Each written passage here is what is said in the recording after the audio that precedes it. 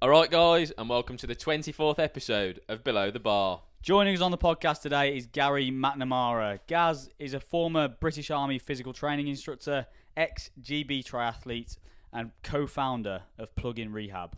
In this conversation, expect to find out about Gaz's tours of Iraq and Afghanistan, marathon world record attempts, and completing multiple Ironman races. Let's get into it. Hello, and welcome back to this momentous occasion, our first ever interview guest. Yeah, quite a timely occurrence this, because this is just as we've upgraded the setup, as you'll notice. This is the first episode that's going to go out with the new stuff as well, isn't it? Yes, so you're listening to this now, we should have a seamless audio setup now. Let's hope so. Because I've tinkered with all the mic settings. Yeah, and if it's not, then blame Eddie.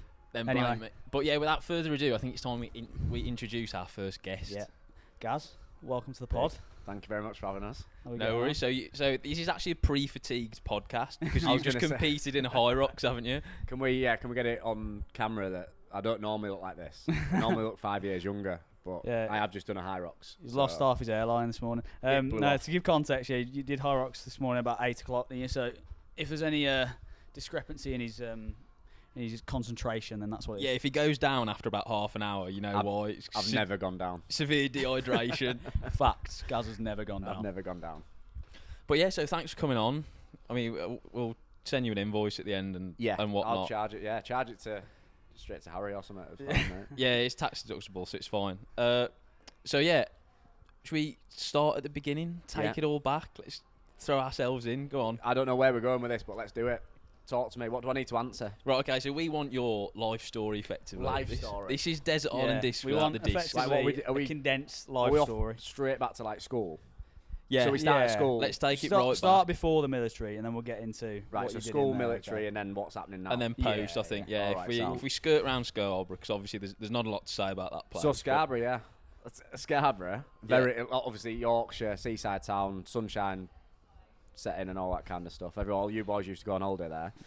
Brought up in Scarborough. Typical York. Have you watched Educating Yorkshire? Yes. That's literally what my school was like. Is that accurate? Is that accurate that's representation? Like, I watched that and I was like, yeah, this is 100%. Is it a bit like that Madness tune, Baggy Trousers? You know, it's like naughty boys in nasty schools. Yeah, literally. But it was I didn't realise until I left school. This is a random fact that they taught me wrong. So they taught us at school, typical like Yorkshire fucking school, like let's go, that Yorkshire won the War of the Roses. Yorkshire didn't actually win the War of the Roses. And I didn't know that until I left school. That's fake news before fake news was a thing. Yeah, so our teacher had bigged it up that we'd won the War of the Roses. So I remember when I met someone in Manchester years and years ago, I was only like 18, and I was like, yeah, but we won the War of the Roses. You were sure. Well, that was a reality check for you, wasn't it? No, we didn't. And it was just a time of like, it was Ask Jeeves and all that stuff, a bit old school. But and I was like, we Googled it at the time, or Ask Jeeves it. And I was like, oh, fuck. I've been lied to all my life. That teacher's got a lot to answer for, really. 100%. But like, I'm big in on like teachers pushing agendas like that. So anyway, our teachers were very much like pushing agendas. I went to a school which was, I think it was ranked third bottom in the like league table. Strong start. Schools in Yorkshire. So set you up for a career in the military there, really, haven't they? Mate, there's nowhere else you could really go. No. No, yeah, exactly. So I got 5 A to C's, which put me in the top 1% of that whole school. So I was like, yes, I'm fucking hell, you're Einstein. Yeah, I was pretty much Einstein. It's just a shame that it was all in like, one was in like art, one was in graphics, like DT, nothing that actually can help PE. me out. Yeah.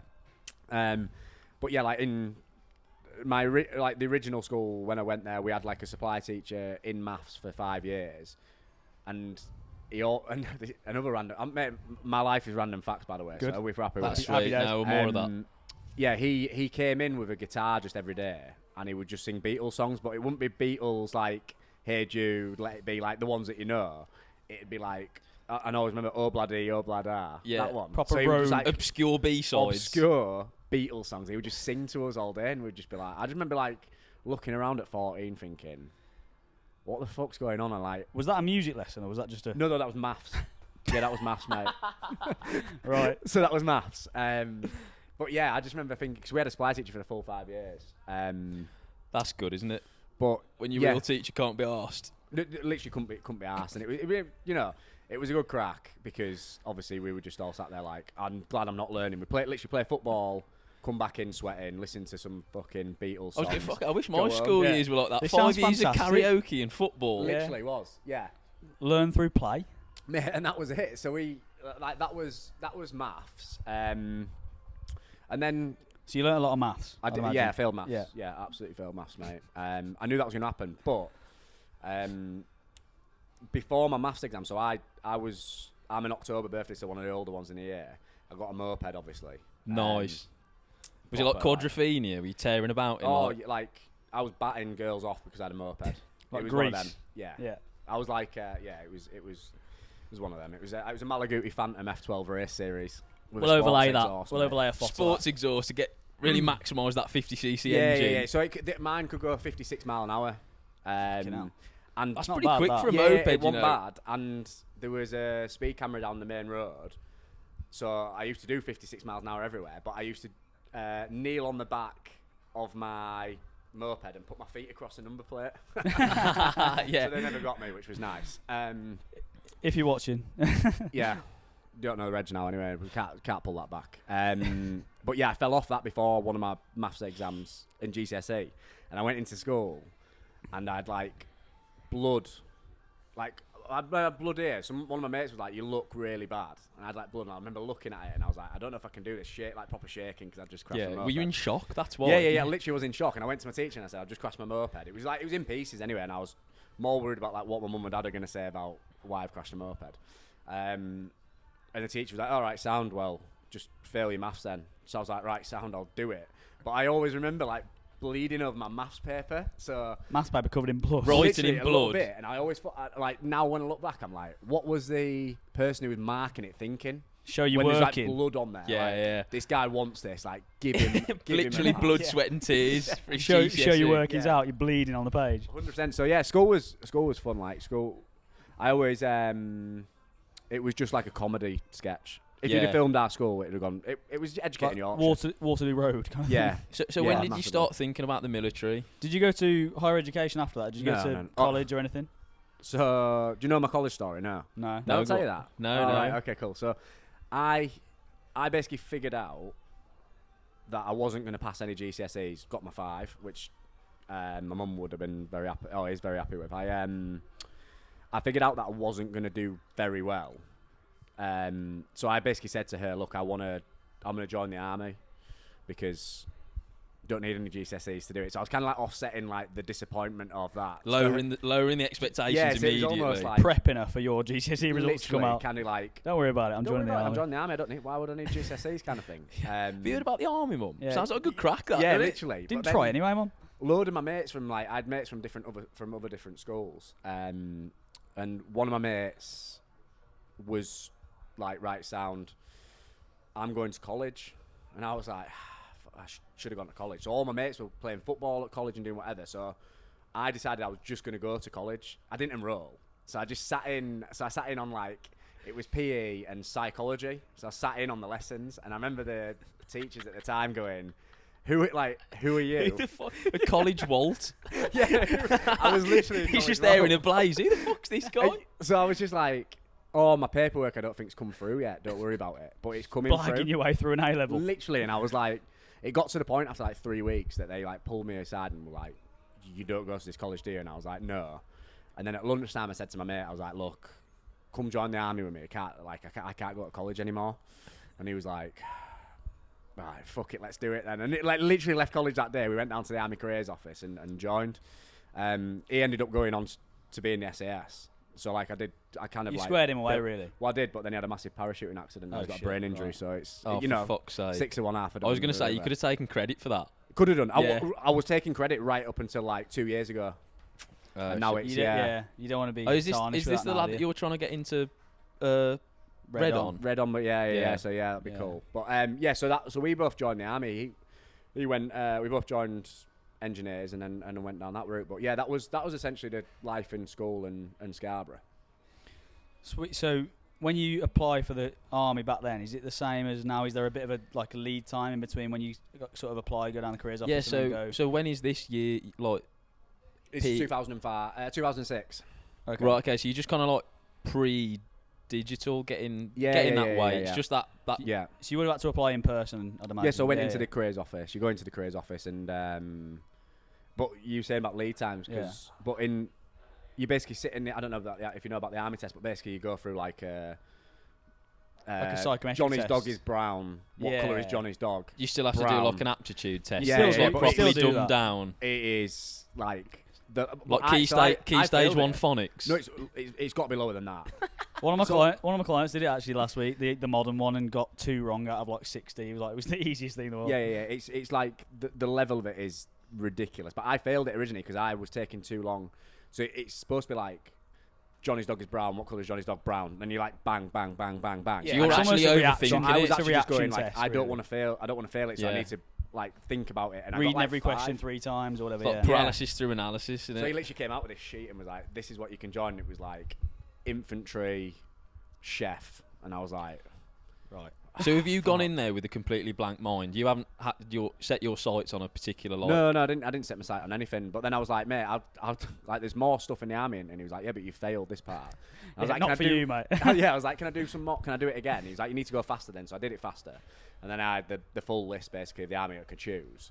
But back in the day, it would have like I don't know, Royal Engineers, plant operator mechanic, joining in 2 weeks, joining in this. So I just went on like the one that was the quickest, which was driving diggers essentially. So it was called a plant operator mechanic, but I was like 16, joining the army. They were like, do you like diggers? And I was like, yeah. Yeah. What 16-year-old doesn't like diggers? Yeah. Well, to be fair, when I first went into the careers office, they said, do you like Yorkshire? And I am a proud Yorkshireman, and I was like, you're fucking right, I do. Yeah. And he's like, the Yorkshire regiment is for you. And then I went home, and my granddad was like, no. That's No, great yeah. targeted marketing, that. Yeah. Like, we can get him here. Oh, mate, he had me until that point. But anyway, yeah. So I joined as a plant operator mechanic, which was essentially driving diggers around. So like, you get all your digger licenses. I think it's like the second most expensive trade in the whole military behind pilot, because you have to get so many qualifications. So Yeah. have you still got those licenses? I've got Are them they all, still valid? Yeah. Oh, Yeah, nice. still valid. Well, I'd probably have to do a couple of You have tests to do a now. refresher. That's I class. guess, I didn't yeah. know that. Yeah, That's so that pretty random. So you could go fucking rogue on a JCB. Yeah, so I If like. plug-in don't work out, mate. you Yeah, can- I'm going straight in. Like, I dug my mum's garden up, a driveway up once. That's Just for class. the crack. Yeah, She yeah, wasn't well, getting it done. No, just dug a trench. What are you in doing, there. guys? Don't worry about it, man. But yeah, so I joined as like a plant operator mechanic originally. And did you stay in that role for a while, or? No, so I don't know what it, like in the Marines what it's like, but essentially I joined as a plant operator mechanic, went to my troop, and they were like, "We're going to Iraq. You need to be on a search course."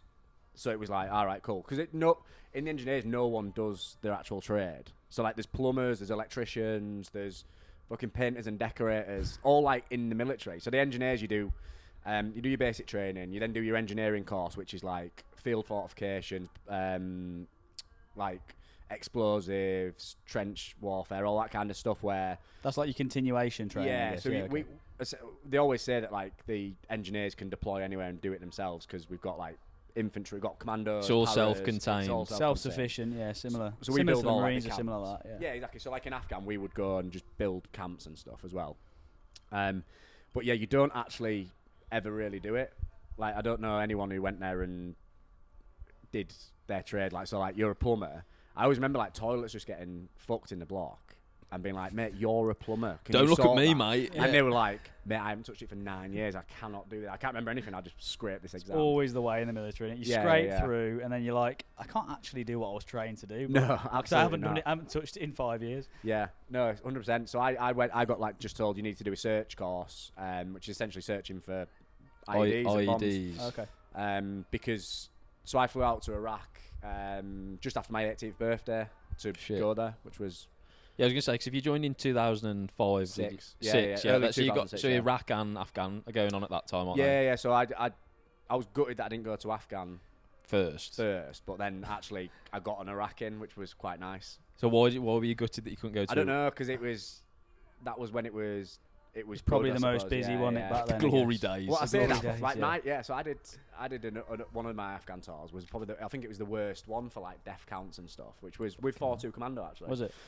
But yeah, so I was gutted originally because I was like, oh fuck's sake, I'm in Iraq. I wanted to go to Afghan because all my mates were going to Afghan. But yeah, Iraq was pretty decent as well. How long were yeah. those tours? How long was Iraq? 7 months. 7 months. Yeah, Pretty long yeah. time for What's- 18. Yeah, so talk us through that then. What happens when But you're as on in- tour?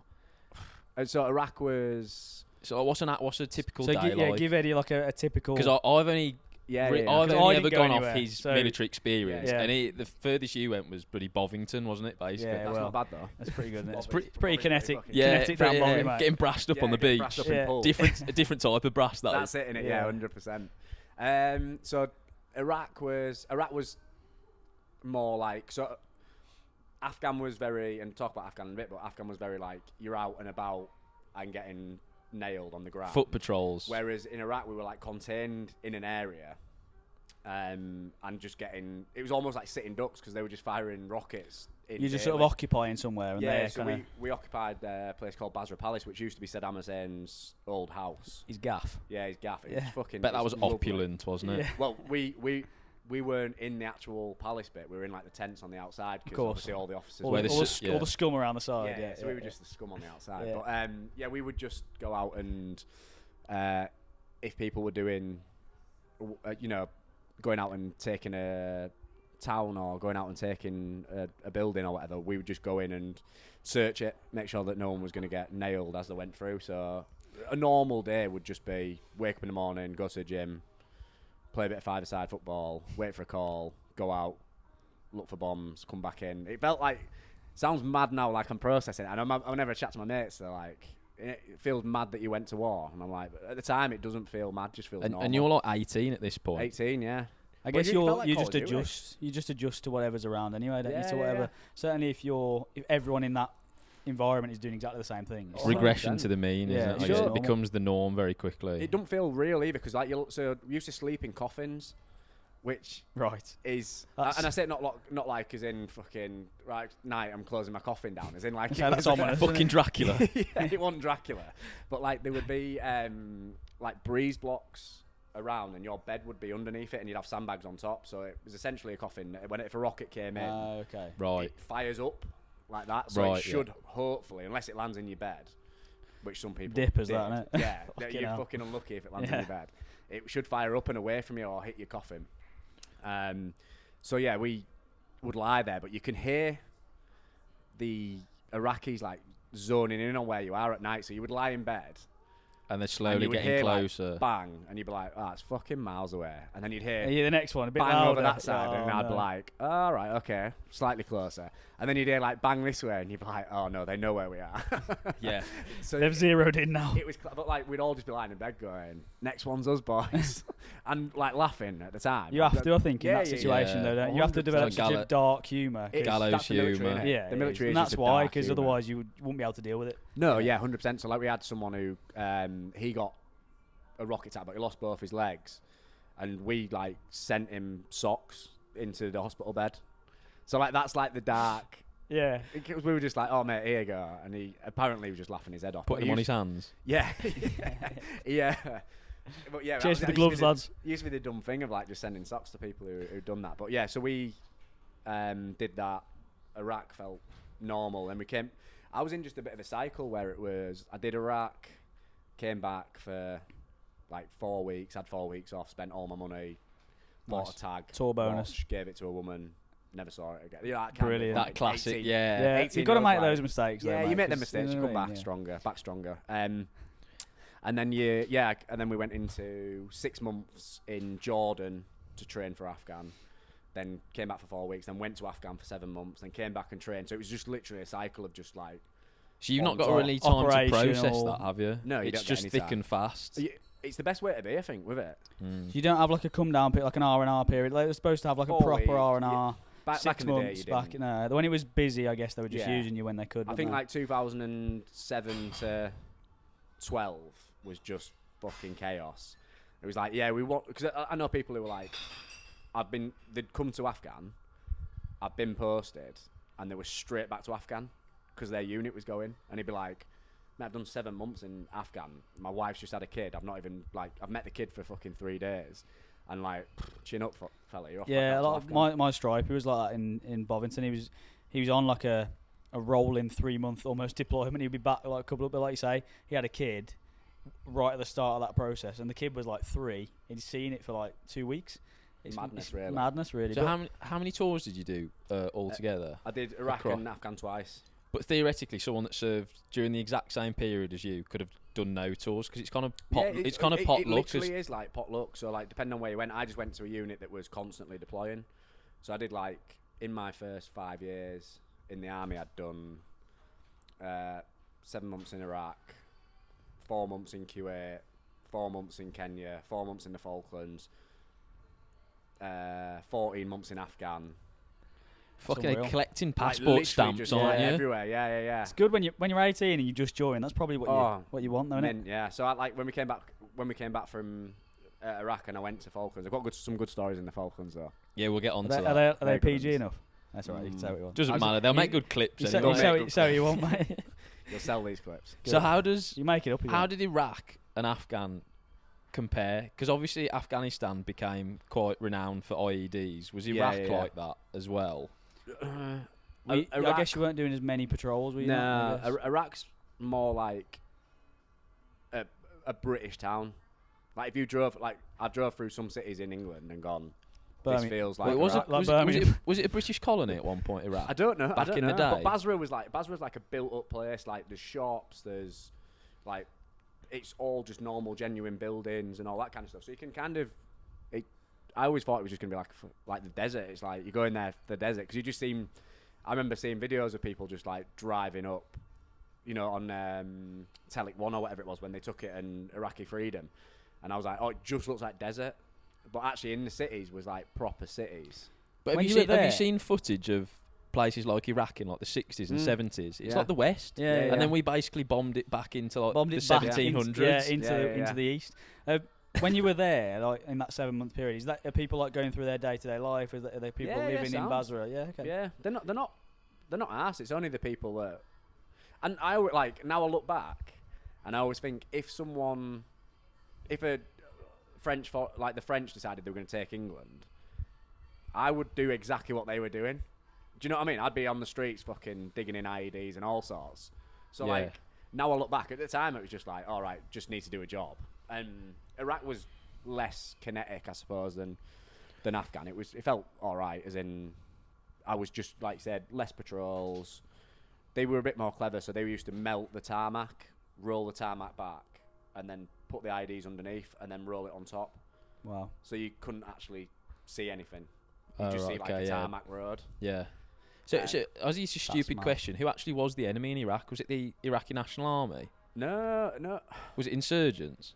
I don't even. Do you know what? I don't even know. That's good. You were scrapping them. Because I was going to say, obviously Saddam got overthrown, and then it became a bit of an occupying I know mission, didn't it? The Sunnis and the Shiites are the two distinct groups.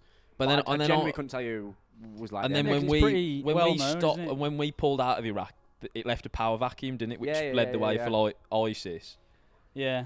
Well, because it's good that you did a tour of Iraq and don't actually know who you were fighting. That's good. Just whoever's got a weapon, scrap them, mate. Yeah, I was 18 straight in. You just kind of hope that someone else knows. You don't worry about the political side of things, do you? When you're there, you never do. I was. Now I'm looking back. You don't I suppose the enemy is the person who's shooting at you. I couldn't tell you what. You don't need to know that, though, do you? I mean, you've probably got enough to be worrying about, enough to be thinking about. You don't need to be deep in actually. How much actual contact did you have with said enemy? Not too much in Iraq. Not too much. It was winding down. So I was the third to last tour in Iraq. So it was starting to slowly wind down. Was it 2009 when it eventually ended? Yeah. In So Iraq? I did 2007. So yeah, probably 2000, early 2009. Yeah. I just remember getting told when I was 16, PG story for you, just in case you're wondering. But I remember getting told we went for a brief on what to expect in Iraq and what that looks like and everything like that. And we had some intelligence officer come in, and I always tell my mates this story, and he's like, nah, it's not true, can't be true. He genuinely said to us, if you get captured and you get bummed, don't worry about jizzing because 99% of people will jizz if you get bummed. And I was like, I remember sitting there at like 17 going, all right, fair one. Can't wait. I don't really know what to do with that information, to be honest. I was like, I hope I don't get captured and bummed then. The rest of the time. And I didn't. Practicing your full clenched disclosure. reflex, Full like, disclosure, I did not. I did not get bummed. I mean, like, the lesson of that story is don't get captured in Iraq. I think that's really, what it was. isn't it? That's what it was. It's their way of saying, basically, you don't really want to get captured here. If boys. you do get captured, don't worry about jizzing. You know what it's like though in the military. I don't know if it's just like each story just kind of goes one up, one up, one up. So like the next person, someone's come on. He's just told it was a whole regiment of like engineers. So like 1,000 people sat there. He's like, bet you can't squeeze it. Someone backstage would have gone, bet you can't squeeze this fact in. And he's gone, I bet I can. Fucking watch me. Yeah, no, it just grows arms and legs, doesn't it? does, People are like, so I'll say that, fuck it. Because I remember like thinking, fucking hell, it's a lot of people like getting bummed and jizzing. Seems like a pretty common thing if he's led with that, you know. Yeah. And that's what I was like, all right, so he's telling us that for a reason. Yeah. So there's a chance that this happens now. That's always in the back of your mind there, isn't it? So don't like, get captured. the enemy, like... The enemy, I was up for it, man. I was dressing up nice. I was getting the Horny aftershave lot, on. these Iraqis. You had lube in your ammo pouch and all sorts, mate. Good to go. Yeah, ammo belt of lube. Yeah. So that was Iraq was all right, mate. I thought. Considering I've got like a nice like map at home of every rocket attack that had happened, and it was like I think it's like 280 rocket attacks. And you can see exactly where it lands each time, which was quite cool. That's cool. Did you get issued? My mum and my mum being like, I do not want to see that. No, Why would you give that you mum? Was that like a heat map or something? Yeah. Okay, literally just cool. like, so it just had our camp, and then just had like red dots where they'd hit us. Gaz is here. Yeah, and literally I was like, that's where I was to my mum, and she's like, I don't want to see it. 3 red dots around you, brilliant. So you do Iraq, Yeah. and then you get that. You touched on the fact that you got like a 4-month kind of cooling off period. Yeah. No, 4 week was 4 it? weeks. Is it like, so you get 4 weeks so off. basically 4 weeks off. So was that just a piss up, basically? Yeah, so they have to contain you in camp for some of that time, and I think that is literally just like a safeguard the public. Yeah, well, like, you've just stay come on back camp. from such a different world. Yeah, and yeah, you know, yeah. you're used to violence and all that kind of stuff. And if you go 100%. straight into... You're on a different level to civvies at that point, aren't you? Like, Yeah, it's like- just you're operating on a completely different level. Constant, like you're just on edge. Constant. So like, because the alarm that happens when a rocket attack happens. Me and my mum were walking around M&S in Scarborough. There is an M&S in Scarborough. It's not very frequented, but It's dead. it's dead. No one goes there, mate. But it's It's in Iceland now. we were walking round, and the truck from M&S, I always remember it, has the exact same alarm as what the rocket attack alarm is. So this started reversing, And you died and I behind the just hit the bins. deck. Because what you used to do is you have to hit the deck and put your hand on your head so that it Just like, reflex. yeah. So I hit the deck, and my mum was just like, "What are you doing?" And I was like, What? "Oh yeah, we're in Scarborough." Cars backfiring, you're getting Mind in the you. fetal position. Yeah, Just as dangerous in Scarborough sometimes. Yeah, it was. Yeah, exactly. That's it, mate. So Yeah. I remember mum being like, "What are you doing?" And I was like, "That's the exact same alarm that we've just had for 7 months on it," which is nuts when you think about it. But like, now I look back, I'm like, yeah, you weren't ready to come back into society just yet. Like, if you're doing that, if I'm jumping down when a fucking M&S truck's Yeah, that's reversing, not- There's that's something going that's wrong. not I mean, alright. you make light of it at the time. Yeah, oh but yeah.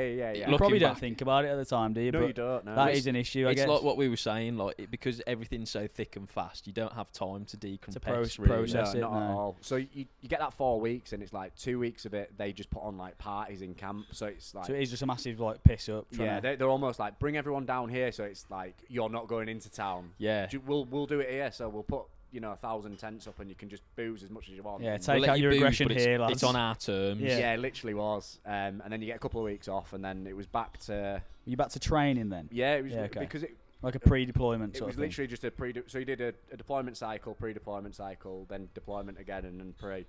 And you would be for the pre-deployment somewhere foreign as well? Or Yeah. Okay, So so it you're was still literally- away? Yeah, so this was back when it was kind of like you would go to the Falklands, or you would go to Kenya, or you would go to Jordan, and like try to simulate exactly what Afghan was like. So you're almost getting like Afghan without the actual rounds before you go to Afghan. So you're already Right. on edge. Like, Yeah, right, so let's they're go. sending you to Afghan, and you got to go to the Falklands beforehand. Oh. It's Yeah. not really. It's a bit of a No. mismatch that Mock, using mock Afghan.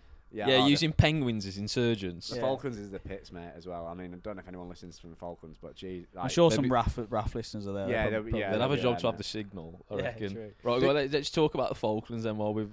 the gym.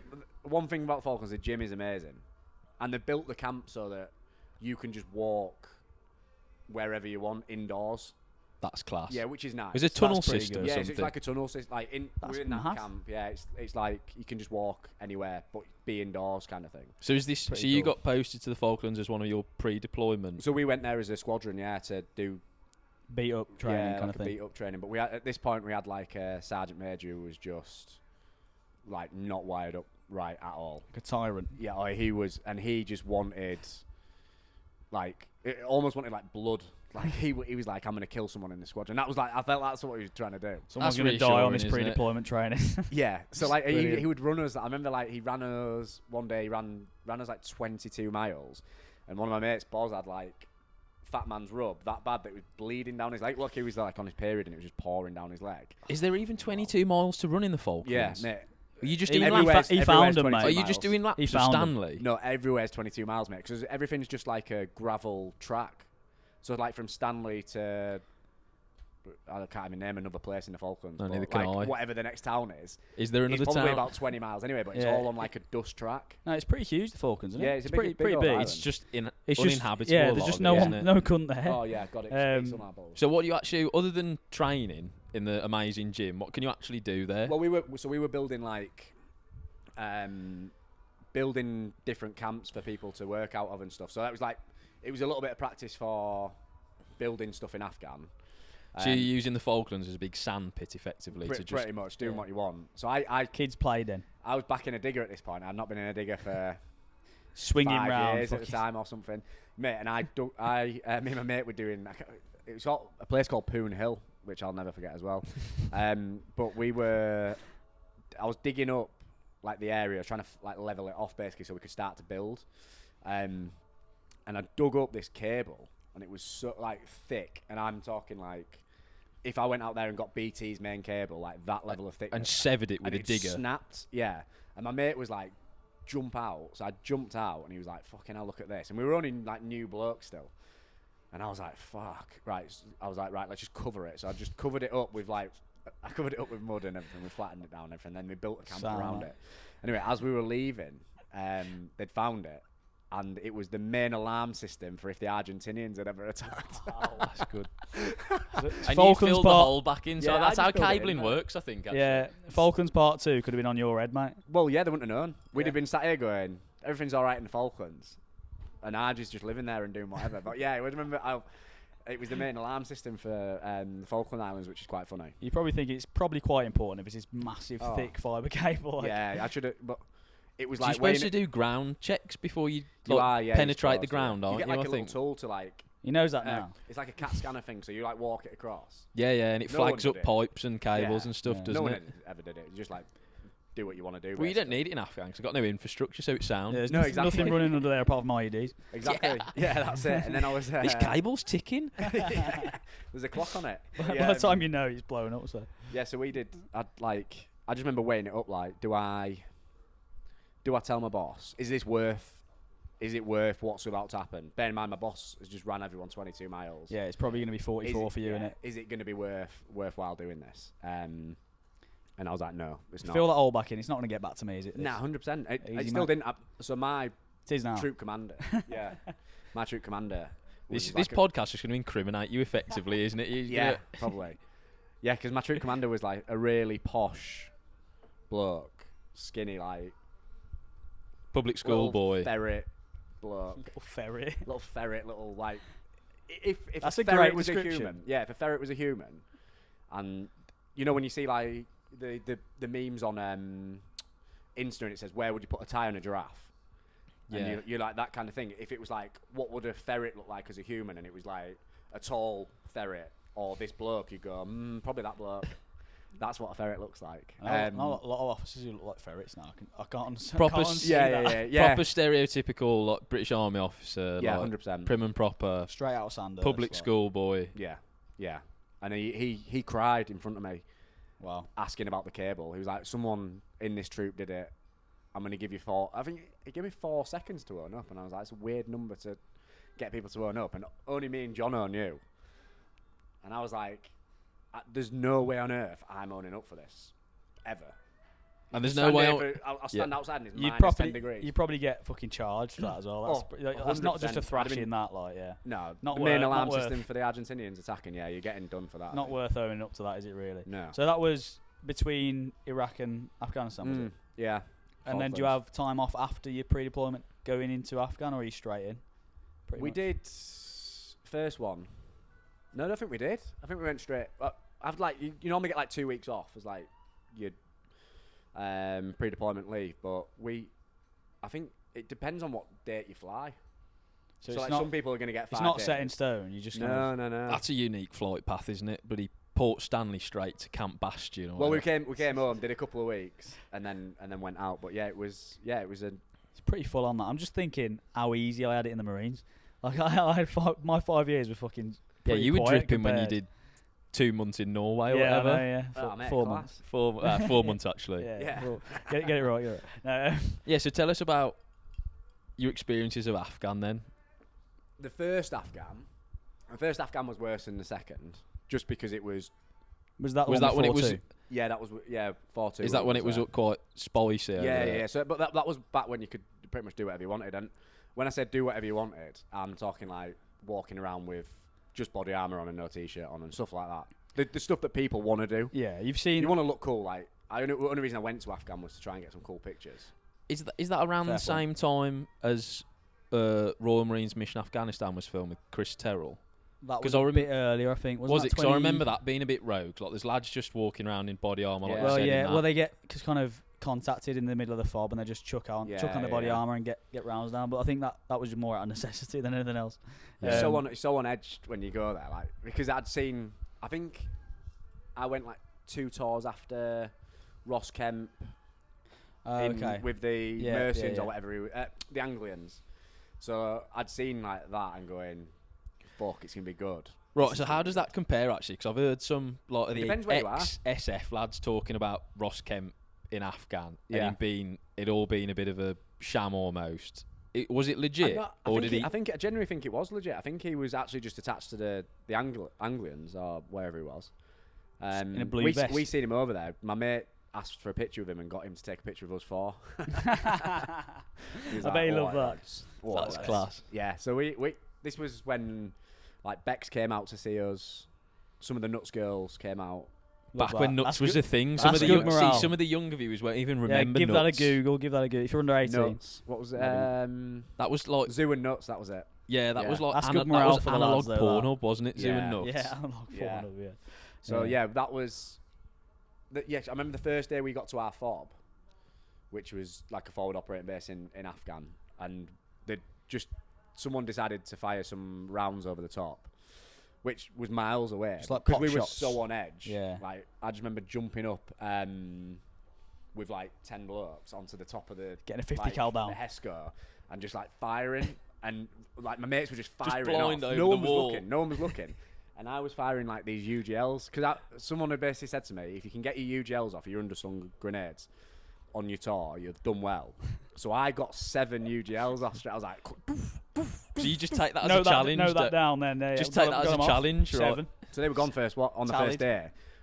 It turns out no one was actually firing. The whole contact was like in a different village just down the road.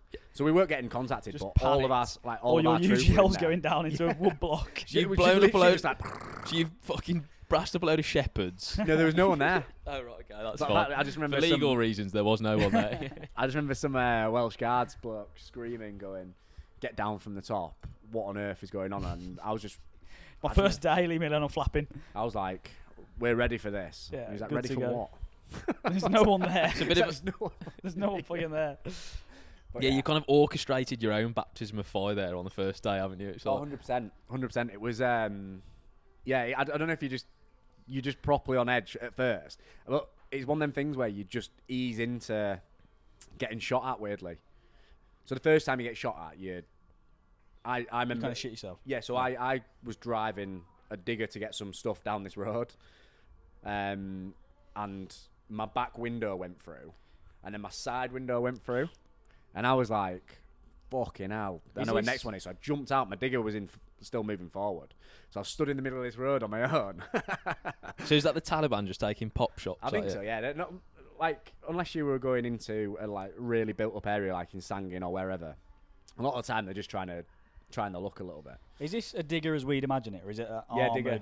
Yeah. No, Is it an most armoured of them are thing, armoured, or- but I think armoured. after, so my CO had come down for the day, and after that little incident, he'd put like a policy out that we had to be in armoured diggers because Makes sense, doesn't it? it makes Yeah. sense not to just driving around and it was yellow as well. They didn't even bother to cam it up Nah, or it was anything. just like, this is how it is, isn't it? Yeah, we just Brilliant. essentially just take Barry off the M6 Yeah. and pop him in Afghan, and that was me at the Like a time. fucking target. In your hard hat Yeah, I was, well, May as well. and your high vis. yeah, so I was, I thought Afghan was pretty deep. It was like a good laugh at the time. Is it busy? So you said in Mm. Iraq it was kind of a bit more like doing fairs and doing. Is it Yeah, a you're bit doing something busier? every single day in Afghan. Yeah, you're out and about doing patrols or stagging on or going out and taking a compound and stuff like that. So I'd get attached to different areas as well to do, like I said, the search bit, or engineers just in general just get attached in straight away to search a wall before you go and breach a wall or search the area up to it. It's almost like, right, the engineers, they're expendable, just get them in and do that. Do So you, yeah. do you have to have done your all arms course to be attached to the No. Marines, or no? Is it just No. okay. So it's just whatever cycle you're on. So we were on the same cycle as 4-2. Right. So yeah, so we went out there. It was a pretty hairy tour, but it was a good one. But that one, you come back from like, the fuck's going on?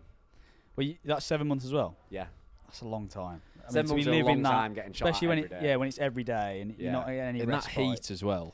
Yeah, that was a summer tour as well. Yeah, so So When what? you So first what get you're there, talking like daily temperature you'd wise? melt, mate. You'd absolutely. Oh, well, I melt. was going to say Yeah. that's exactly what you need in Eddie, an you'd be unwinnable fucked. desert war. I'm trying to think if we More had many ginger people. there.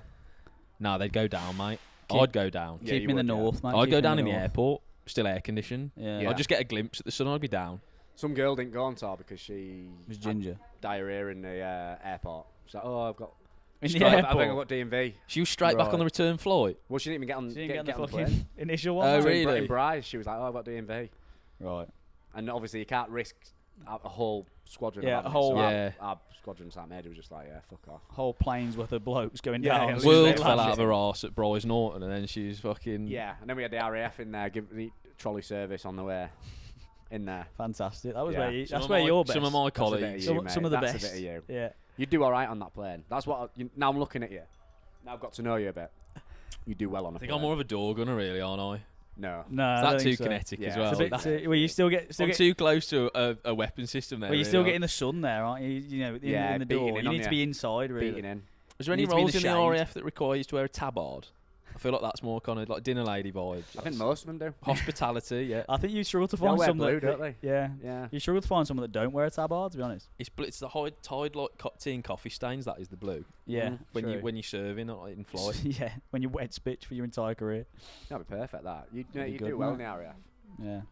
Really We'll well. find out. Well, he actually put a challenge out. This is actually next episode. Yeah, isn't so they don't know about this yet. it? Well, they will do but now. we set a challenge. We're going to try and crowdfund me through Army Basic Training. Have you seen this documentary called Soldier yet? Yeah. Have you seen that? on- Just on started watching it. iPlayer? Yeah. It's good in it. What's your Yeah. initial thoughts? See, I'm Uh, guessing you did your basic at Catterick, didn't you? No, I didn't. No. Did you So not? I did It's Litchfield. infantry, innit? I did of Litchfield, course, Infantry right, training yeah. centre. ITC's there, so obviously Chadders, who you're going to get on here as well. So Yeah. he's Para Red. So they have their own side of ITC. Yes. So they don't yeah. associate with the riffraff. And rightly so. But I was watching Soldier with Laura the other day, Yeah. and I was like, I was like, yeah, this is what Chad did. This is Chad's like basic training. Just as they're This is telling Jazz that, like just as they're telling that bloke how to crawl. yeah. Yeah. I was like, this is pretty much what. Just Chad as they're does. going down on a 6k 6k run. So I was saying, yeah, this is what Chad does. Yeah, don't worry about that. And then I text Chad, and he was like, why the fuck are you telling people this? Yeah. So Eddie's put himself out there, really, hasn't he? He's been like, Yeah. What you? so But are you going to go to the point? Because if you get past basic training, you have to serve 4 years. Yeah, so we want to kind of try and orchestrate it. So, so you where- can leave a little bit before. so that I return of basically just service do it comes for a in. YouTube series, right? Yeah. We need to set it up so that I do basic training. Why don't you not do basic training? Why don't you join the reserves and go do 4 para or something? Yeah, I could do that. You could do that. I That's- could do. You could do reserve. Could do the reservist idea is in to the prove how Marines. shit the training is, though. So Oh, if Eddie yeah, can yeah. make The it idea through- that I want, it was either wanting to do army basic training just to prove how low the standards are. You'd rap in, mate, big time. There's no way you're getting through it.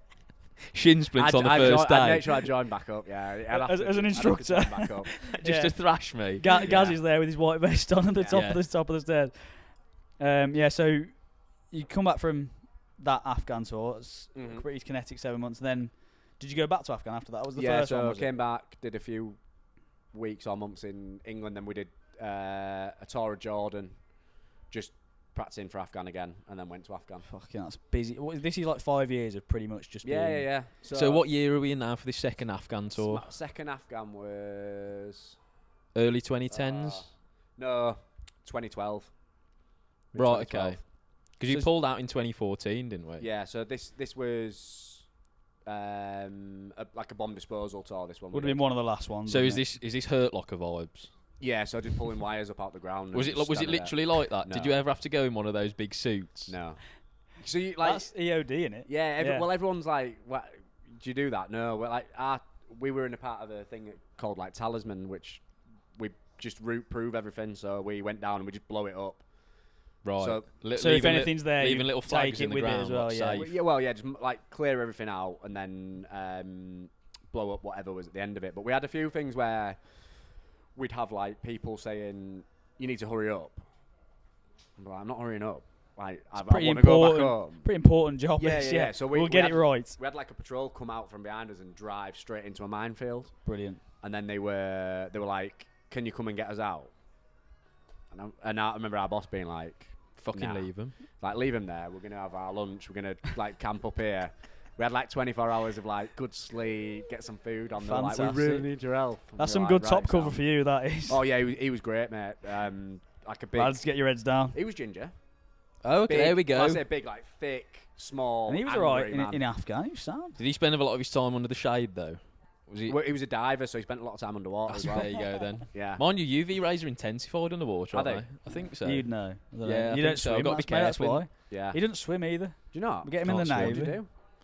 I'm a land mammal. Just deadlifts. Yeah, just That's I'm a it, mate. shade dwelling, Literally just shade deadlifts. dwelling land mammal. Deadlifts, mate. deadlifts with the blinds down. Yeah, well, most squat racks are in the shade, aren't they? So it's fine. It's We're fine, under yeah, cover true. of, under roof cover. That's you, mate. So yeah, the second Afghan was good. Like I think that was my best, my favourite squadron. So like all my mates now. So Rich, who you met today, he was in Afghan with me. Okay. In that Right, nice. one.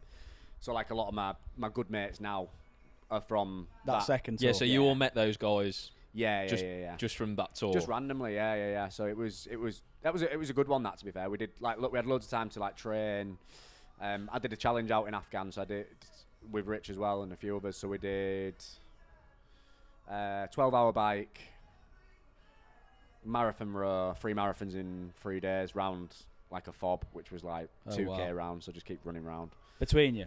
Like. No, to get like individually. Oh, really? Fucking That's hell. mental. But yeah. Mentally, that's so jarring as well, knowing that it's just like a 2k loop. Yeah. I know people who did marathons in small fobs where it was like 600 meters Yeah. round, just constantly running round. That's horrendous. Like a quite literally like a caged animal, aren't Yeah, you? Yeah. you might as well be in prison. Well, the thing is, you might as well be in prison in Afghan anyway, because you can't actually walk out anywhere.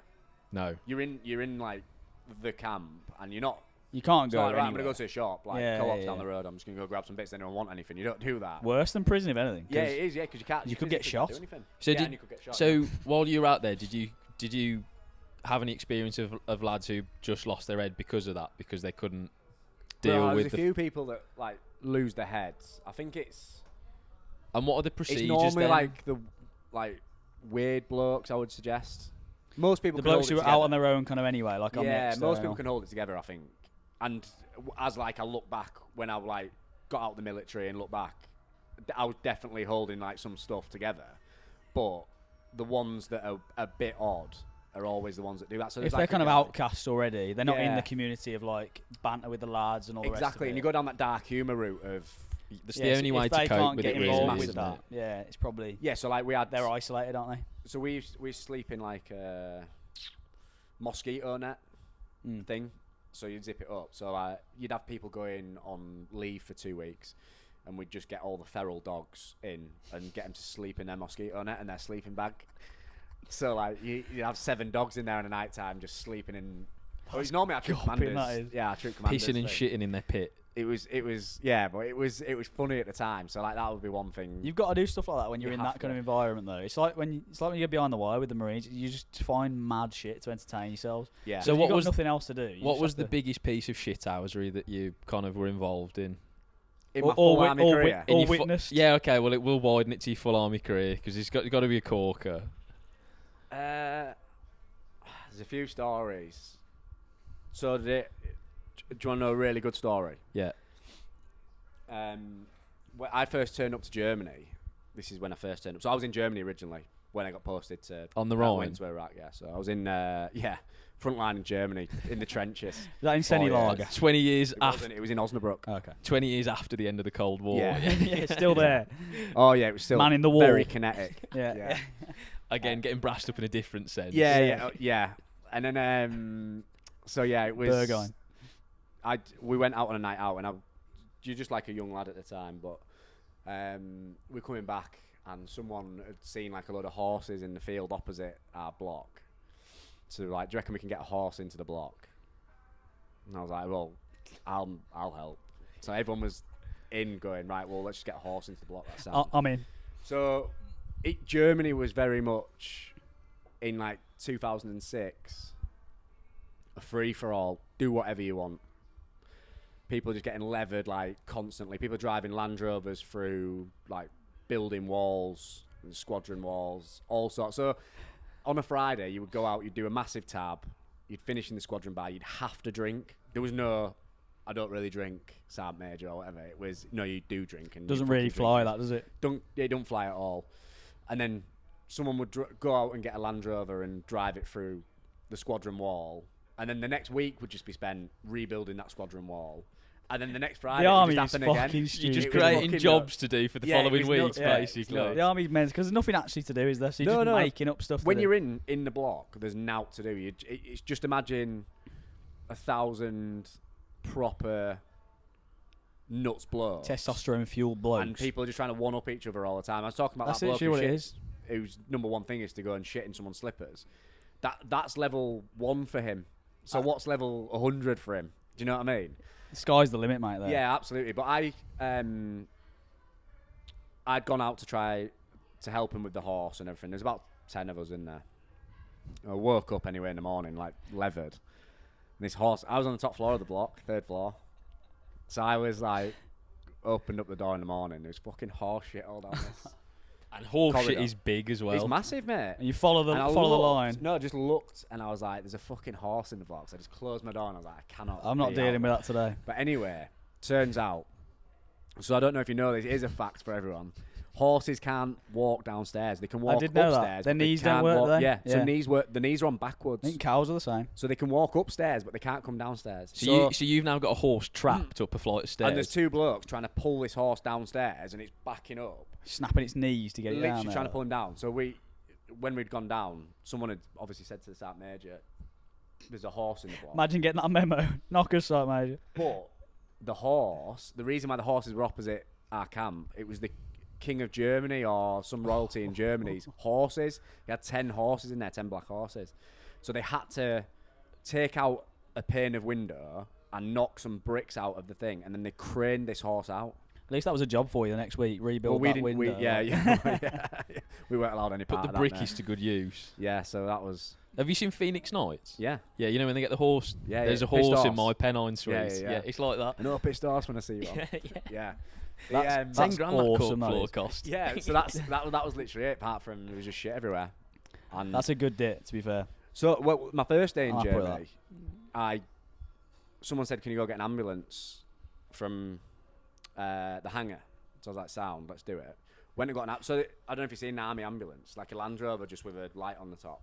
And a red cross. Yeah, on the front. Yeah. And whoever was next to me, I can't remember who it was, but like one of the older guys, basically like smacked 2 buttons, and then the siren started going off. And he was like, "Yeah, go park it up round the other side." And I had to drive. It was a one-way system round camp. I had to drive past like RHQ where all the top blokes were, so the RSM and CO and everyone. but it was a 5 mile an hour speed limit. So I was driving around camp 5 mile an hour with a siren on the fucking ambulance going. And I remember the RSM just looking out of his window, just staring at me. Driving past with your And I head just down remember like thinking, I'm fucked here. I'm finished. I didn't have a clue how to turn the siren off. I never used an ambulance before. But yeah, Germany was a bit of a free for all. That sounds like that's like the days before social media, and like nothing could be captured, so you could just do anything. Like nowadays, that'd all be that'd be all over the Pre-camera phones, place. isn't it? Massively. Yeah, that'd be all over the place, and everyone in your like troop or squadron or whatever would just be instantly disciplined, and Yes, that'd be like that a would be doing the public rounds thing. on Twitter now, wouldn't it? In Yeah. 2023, Well, that happens immediately. that happens a couple of times. You see, like there was a big thing where they had like shit everywhere in a grot in like HMS Albion because someone had shit themselves and they just like dragged it through HMS Albion. Well, like that, and it was everywhere, mate. That video that got out of the para lads passing that bird around, remember? Yeah. They'd all signed With a wine bottle. Yeah, that's it. That happens. That stuff's always happened, hasn't it? But but now it's on the internet. Now it's just documented. So that's the downside of social media. You can't get horses in your grot anymore. No, there was. Well, talking about poo, we were on the way to Germany. This is. We could do an hour just on shit. This is shit gone- anecdotes. It's gone rogue. But we were on a train, so I used to do exercises in Poland from Germany. But you'd get a big military train down, so there'd be 15 carriages, and you'd have all the vehicles piled on them and everything. So you'd just sit in there and wait to get to Poland. And I remember someone just saying to my mate, "How much would it cost for you to eat a shit sandwich?" And like a throwaway comment, and he went €50, and then bloke just went. Bang, he's gone in €50. so low there. That's low ticket. He's undersold himself massively there. So he went, there you go, that's €50. But because he's in a carriage with 100 blokes, and this is what I'll talk about. Someone needs a shit. Someone is having it. But no, he said the only way he's doing it is eating his own shit, which fair play. I like the way he set himself some boundaries there. Yeah, not that like makes €50, any difference whatsoever. This is how it's going down. Yeah, he goes to have a contract. Yeah, I always remember him like standing on the train table, and he had a slice of bread, and he shit in the bread, wiped a bit of it off, folded it up, and then ate it. €50. Did you get it down him? Yeah. That is not worth €50. That is shocking. €50 back in 2007. It's a fair bit of money. Two brassies, that I reckon, in Hamburg. Pre-Brexit. That's a decent exchange That's rate. not bad. It's not bad. It's gone down the shitter now. So yeah, that was Germany was good. Germany. Gone back there, didn't we? The shit stories and the horse story, but Yeah. So, following your second tour of Afghan, what happens then in your military career? I was like, well, I got selected to go to be training reg full screw. Right. So Okay. to go and take people through, like you, through training, and make sure that they. So how old are you at this point then? 24, 25. And are you thinking I'm going to be in the military forever now? Or are you starting to think? No, what yeah, next? I was always fully in on the Happy, military. yeah. Yeah, because originally it was like if you did 22 years, you could retire because you'd have That's a what decent it used to be pension. like, innit? Yeah. And then they forced us all to sign a thing to say sign this for a new pension, which apparently is legal. Fucked you over. I've got a mate who I was an ERI with who's big in on all this. Like, oh, have you seen this? You need to have a look at this. They've fucked us over with this bit or whatever. So I just wait for him to come out and say, Gaz, he's all over it basically. Yeah. You're just Gaz, you following need to on. speak to a lawyer or whatever. I'll wait for him to do that. But yeah, I was always the plan was to stay in for 22 years and retire at 40. How long Which is had you what for. done then? Like 7 years, I guess. 6, 7 years. Yeah, so when I went to training reg full screw, I think 7 or 8 years. Yeah. And then you taking people through training. How'd you find that? Yeah, it was all right, but I just got to a point where I was like I want to get into the physical training side of it. Were you always into that?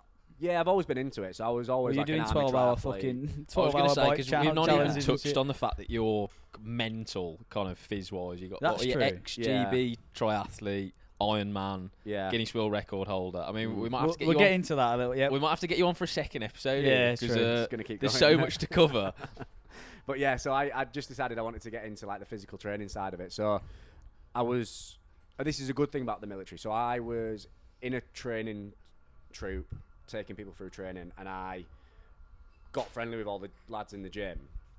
And I was like, I'm just gonna go and say that I work in the gym now, because the military is so disjointed that no one knows what's going on. No. So I basically went over to the gym, spoke to the guy who was the head of PT at the time, and was like, I want to be a PTI, I'm just going to come and work over here. And he was like, yeah, sound. I spoke to my bosses, they're all fine with it. And then I went back to my bosses and said, played them They off against requested it. me Yeah. to go over to the gym to do this, and they were like, "Fine, mate, don't worry about it." That's brilliant. That man. was a foolproof plan. So did you get away with that? Yeah. So that's how my PTI journey went from there. So I went on a PTI course, came back, went and transferred over to the Royal Army Physical Training Corps, which is like heads up the phys in the military sense. But yeah, got away with it, and that's how disjointed it is in the military. You can do pretty much what you want. What was the Army PTI course like back then? Was it long? Was it well 12 weeks, I qualified? All think. that kind of thing? No. Nah, it was all right, mate. It's just you do like 3 or 4 sessions a day. So it's just loads of fizz. Yeah, you do like because everyone has to take Okay, like a 10 certain amount of sessions or something. sessions. So you're just in the other sessions. you and literally take go in in, one someone session. takes a warm up, then you do their session, then you cool down, and and then you do someone your else session, goes, yeah. right, I'm going to take your session. So you're just constantly doing like, it's not hard phase, it's just you're constantly doing Going through the random shit motions, stuff, doing yeah. random stuff. And some of the sessions in there, like some of the Army PTIs that were on our course were fucking awful as well. Just trying to make you do like, hectic stuff to make Yeah, them look it's better. Just who can break each other the first. Some of them were, yeah. Some of them were like, I'm basically. just going to nail you to the wall. And some of them are just, I'm like, how are you even in the military? Like, what's going on here? Never mind on a PTI course. So what was a typical day as an Army PTI like? Because as an Army- anecdotally we've heard from. As an Army PTI, like at so I was at Chatham training reg for the engineers. The best time of my life, without a doubt. So I get up in the morning. If I had a session in the morning, I would just take that session. So it could be 5-mile run, could be circuit, could be whatever. Then that was me for the day. Unbelievable. That's So class, it isn't it? literally, someone might be like, "Can you help me out with this next one?" But I was a fairly elite level triathlete at the time, so I would just use my training and impart it on the troops. So if you had like a long run, the They troop would had a be going long on a run. long run. Yeah. So sweet, there was like one of them I took a full troop on a 17-mile run, and it had some efforts. And this South African guy came up to me and he was crying and he said, "Staff, you are going to kill someone." And I was like, "I might, but I'm getting 17 miles out of this session." Yeah. Like, I was that's gonna what say, I've got that may well be the case, but think of my PB at this next Yeah. triathlon. Yeah. And this is the whole so Chad, when he like put a thing in to try and change the way that the military did PT, was basically based around people like me who were You just using, thrashing blokes. Yeah, just thrashing blokes for their own sake of it. So when did you get selected for the Royal Army Physical Training Corps, which is like the top of? Is that like the top yeah. of the? So Top were of the you PTI then chain, yeah. teaching the PTIs. future PTIs? Yeah. Oh, okay. So I got selected 2016 for that. So I went on a course with Chad and a few others. And that's a bit more in depth, I imagine. In terms 9 of, you say that? Yeah. A little bit more in depth, but we do like 17 weeks of adventure training. It was fucking carnage. So that's ridiculous. it was again. If I'm like ranking best times in my life, it's probably like the second best after being a PTI at Chatham. That's quality. We're all 28, 29-year-old blokes, all on like 35 grand a year, which was good money in the That time. is good money, especially in the military. That is sound money as well. Yeah. And that's all effectively just beer tokens. It's isn't disposable it, really? income, and that, it was innit? 9 months of just fucking about with your mates. So good. So I mean, it got. Yeah. Again, I can only imagine that it got out of hand quite quickly. It does because. Is there a go-to dit you've got where it did get out of hand? Well, do you know what? There's a date about Chad from ours. Perfect. Oh, in fact, I'll tell you. So Chad was in a wheelchair on our I didn't know on our that. probs. You know this. So Actually, we should just clarify. Chad is Mike Chadwick. Mike Chadwick was Yeah. ended up in a wheelchair on our probs course because we were doing like a strength and conditioning masterclass with this bloke who was apparently a great strength and conditioning teacher. Sounds it. He was like He's done well. John yeah. Wayne coming in and just fucking shooting. Some blokes ended up in a wheelchair after your session. Mate, so he was like, "Who can do an overhead squat?" Chad's one of them blokes who can just do everything, alright, sound, I'll do yeah. anything. So Chad was like, "Yeah, sound." So he went out into the front of the thing, and I think there was like 40 kilograms on the bar. He's like, "Right, mate, put that above your head and just break at the hips, break at the knees, break at the ankles, and drop into the overhead squat position." So Chad drops into this overhead squat position, like in the bottom of in the hole, and he talked through this position. He was just talking for it. 2 minutes, like must have been 2 minutes easily. Static Of hold just and overhead static squat. hold in this, and no warm up. Like literally just been Fantastic. sat like this now, and just They're like, like by the way, pop shaking. that and that. Yeah. So he was stood there. You can see we're all very good at just having a plain face of, "I'm fine. I could sit in here all day. Don't worry about that." Chad dropped it off afterwards. We did a bit more of the session, but in on the at Aldershot, the PT school, you have to run round So Chad ran, and you're supposed to be running with intent, so you're supposed to run fast. So Chad started running, and then his back just went there. So I got we went back to the block. Chad was lying on the floor. He loves it. He'll love this story. Chad was lying on the floor. Fantastic. And I walked in as the first person, and he was just like, Gaz, get the fuck out of my room. I do not need you right now. And I was like, come here, what's wrong with you? Like, tickling him. He's while he's paralysed on the floor. He's like, get out of the room and go get someone who's sensible in here. So I got banned from Chad's room for a while, which was good. But yeah, he ended up in a wheelchair for like 6 or 7 weeks or something. And because he'd essentially... This 2-minute overhead squat isometric hold that you did. Yeah, it was essentially he'd done his like nervous system. His nervous system had just been firing so much that it was just like, what... His body was going, what on earth are you doing? What has happened here? And that S&C coach was never invited back. No, I think he still runs stuff in PT school. Ruining That's PTIs. Good, That's mental. Nuts. But yeah, there was that, and then someone had on the course. In fact, on the course, I'll give you one bit from this course. Ben and Man were all supposed to be like leaders in the military at the time. Went on to it was like a mess do thing, and I ended up with like 6 of us just sat drinking in the mess. And mess is a posh place. Not you're supposed to like rules, and you're not allowed to do certain things. You've got to dress nice and all that kind of stuff. And I can be a bit of a hand grenade on the piss, in a good sense. I'm not a fighter or anything like that, but I'll just be a bit wild sometimes. So I decided to strip off naked. There was a big can of a big bowl of like Coke, so like cans of Coke in there, not actual Coke. That's a different kind of party. Yeah, it's a different story that. And big bowl of Coke in there, and I got naked, did a forward roll, and I threw one of these cans of Coke, and it missed. There was a big glass cabinet. It missed this glass cabinet with all the trophies in from hundreds of years of whatever military services. Missed it by an inch, and it hit a picture like that behind. And it was just a picture of Prince Charles, King Charles. But it was Prince Charles at the time, and the Gurkha lady behind the bar was just screaming like, "Put your willy away! Put your willy away!" I've got such a great image of that now. Yeah. So the next morning, I got pulled in because some Gurkha woman had reported seeing my willy, and she wasn't happy about it, and she didn't feel that her going to work justified having to see someone's willy. Indecent exposure in the workplace. Yeah. I mean, what do you expect? Should have got in involved this? with naked bar then, shouldn't she? Really, that sounds like I don't think it was called really. naked bar. I just had a real urge to get naked and throw Get your that kit can. off. Yeah, we've all been there, mate. We've all been So there. yeah, that was a good course. So we did that, past that, and then I went off to be an ARI. Mike Chadwick and everyone went off to do like their strength and conditioning bit and run them bits, but I didn't want to be an ARI. So are you at Headley Court at this point? No, so you basically at the end of your PT core course, you go mainstream, which is like a strength and conditioning coach and looking after gyms. ERI, go and do your ERI course and look after the rehab, or adventure training, just taking people rock climbing and kayaking and all that kind of stuff. Got to be fully in on that. So is ERI seen as like the shit detail? What ERI's like, because you've got to do another 7-month course. It's Right. probably the most Education. qualified one you get, isn't it? Yeah, it's the most qualified one, but a lot of people just get put on it. So Right. me and Chad had been told there's only one posting up north, and it was Chilwell, so around here, Nottingham. So not that north. Not really. that north, and someone else was getting deep cut. Chad's mum at the time was having a bit of an issue, and I was like, well, I'm not going to take it off Chad, so I was like, I'll just go on my ERI course instead. So I went down to do my ERI course, which again is another 7 months of just cramming in education and pissing about. The military's just pissing about, isn't it? Yeah, pretty much. Well, yeah. I picked that up from you.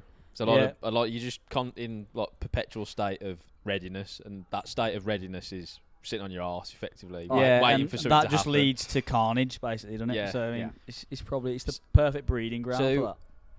How long were you doing ERI for? Is this kind of the last posting that you did before you Yeah, left? my last posting was ERI, so I went down to Headley Court. Which is in Surrey, isn't it? Is Yeah. it in Surrey? No, It was. It I doesn't don't know. exist anymore. Do you know I where think. Chelsea's? It's Cobham, where Chelsea's training ground is.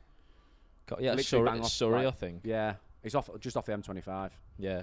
I don't know what happens down south, but Nah, Surrey. I'm not fanned Ish. up with down south, mate. But how was that Down anyway? south. So are you helping rehabilitate kind of like amputees and stuff Yeah, down anyone. there? So we're like complex trauma, which is amputees, all the way to like brain injuries and all that kind of stuff. I was on lower limbs team for pretty much the vast majority of my time, which was just anyone who had any issues below the hips. You have spines teams, you have all sorts, but it was Is that training people to walk again when they've been amputated? No, or that was is complex that a little trauma, bit- so you okay. do get that. Yeah, so most of the people I saw was they'd fractured their ankle, done all the knee ligaments, whatever it may be, hips. But yeah, you get the odd people who come back through as an amputee. do you feel qualified enough to do everything once you've done the 7-month course? Is that like a really good course, or do you It's feel a like good you pick course, so stuff up on you on essentially the do go? the full physio degree in 7 months. Wow, that's class. Yeah, which is cool. You still physios still think that they're better than you and they dictate what's going on and stuff. There's always like a clash of that. But yeah, I mean, from our perspective, we were just prescribing out exercise, which we're good at anyway. Which is why when I do my plug-in stuff now, is very much like, this exercise will help you, not I'm going to give you a clinical diagnosis of what's going on here. It's like, this is what I would recommend to do. So is there an actual tangible difference between a physio and what you do in terms of like a definition? Yeah, so physios are supposed to diagnose and then treat it a little bit. Exercise rehab instructors are purely just designed to give you exercises to make you feel better. Got you. Okay. Do you know, Ash told me the other day that, and this is going to piss off physios, but Good. ERI, So this is Dr. Ash Cox, by Dr. the Ash way, Cox. PhD. Give everyone their full title. Yeah, sorry, Dr. Ash Cox told me the other day that ERIs actually came first. So, and it was back off the World War II. They created a trade called physio to try and help out ERIs, but physios have now taken it over. So they're just your subordinates, really, aren't they? Well, don't want to say, but yeah. Yeah, I would say most people when they get injured would initially think physio. I don't know what is Well, that. we've been conditioned into That's just their thinking that. branding, innit? They're good at Yeah. marketing. Maybe that's what They're it is. effectively just really good PR people, I think, physios. Yeah. Yeah. Plug in paving the way for That's what I exercise was thinking, rehabilitation. I think we've all been, and a lot of my posts, we've all been lied to, like, go and get a sports massage, go see a chiropractor. I'm in another trade that I'm, like, launching a war against, but I'm not. Just, like, it's not going to fix you. So Well, you've been injured because you have some sort of discrepancy in the way you move or the way you do something. 100%. So correcting that is going to help you in the long term, whereas rubbing you down Getting your ain't gonna do spine much. cracked is not going to change that, It's is it? like short-term help, isn't it, rather than... yeah, so Short-term relief. I've been trying to, with me and Dr. Ash Cox have been trying to push it. Keep saying it. Been trying to push, like, how... And this is hand on heart, since I've been working with Plug-In Rehab, seeing all your athletes and everyone else's athletes, I've not had one athlete yet, touch wood, that's come back to me and gone, that's not worked. And that shows what actually works in the rehab sense. And every single one of them has come to me and gone, I've been and seen this person, or I've had a sports massage, I've done this, done that, done this, and it hasn't worked. Not one of them have come back to me and gone, that rehab plan isn't working. And that's a pretty broad, like, array of injuries you're working with there. Massively, like, yeah. anything and everything, really, isn't it? Literally everything. So, when did you leave the military? What year is this? Yeah, now that we've touched on plug-in, I think we may as well. Oh, yeah, we'll segue. If you explain how you got basically from being ERI in the military to obviously running plug-in rehab now. Yeah. So I mean, I left the military on the day the UK went into lockdown. 16th. Perfect time to leave. Literally perfect time. So when I was leaving the military, I was like, I am done with this side of it. I'm happy. I'm just going to go and do something that no one expects you to do. So I was like, I'm going to go to Barclays. So I was like, you can't go into Barclays. You can't go into the financial sector, like, from being an ERI. Watch me. Yeah, so literally, and it is one of them, innit? I was like, right, fine, I'm going to go do it. So I went and got a job at Barclays.